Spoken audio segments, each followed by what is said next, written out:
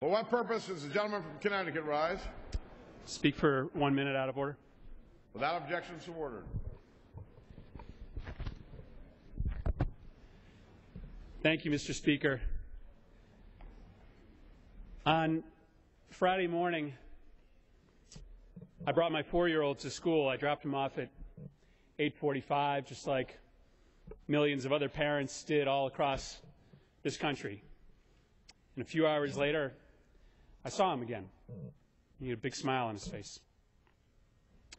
In Newtown, Connecticut, on Friday, 20 parents dropped their first graders off at Sandy Hook Elementary, or kissed them goodbye as they got on the school bus. And that was the last time they saw their kids. Something horrible, something unexplainable happened at Sandy Hook Elementary last week. And when people ask me how are folks doing, I tell them, right now there's a lot of blank looks. These people are just trying to process what happened. 20 gleaming, beautiful children were gunned down, along with 6 adults who loved them dearly, by a young man with a sickness that masqueraded as evil that day. And so we're left asking all these questions. Why? Why us? Why these little kids? Why did he do it? Why weren't we able to prevent this from happening? The whys are almost infinite. And in the coming days and weeks, I guess we'll get some answers to these questions, but most of them won't have answers. But when you peek through this vast, crippling darkness of the last 4 days, there's one answer that we know for certain. If we ever wondered what kind of community Newtown was, if we ever doubted the deepness of our love for one another, those questions have been answered. They've been answered definitively. They were answered by Principal Dawn Hawkspring, who told her colleagues to run one way so that she could run the other way, directly toward the gunman. They were answered by Victoria Soto, who hid her kids in a closet and died shielding her students from the assassin's bullets. And they've been answered by the thousands of individual acts of humanity that have overflowed from the people of Newtown in the days since the shooting.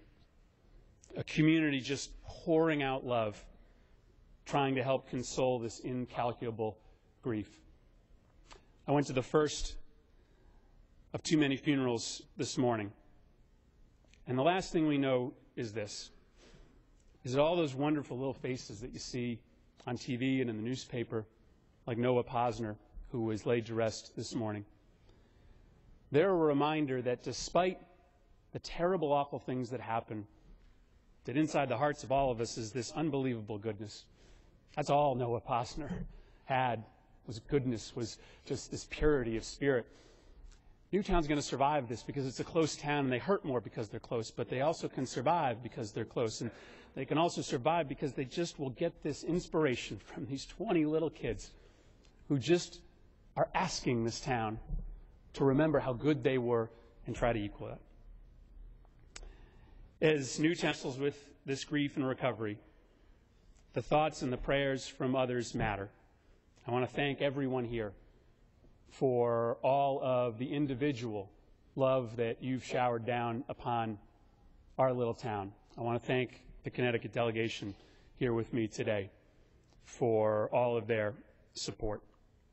It helps in some small way to know that the world is grieving with us. So, Mr. Speaker, I would ask that the House now rise.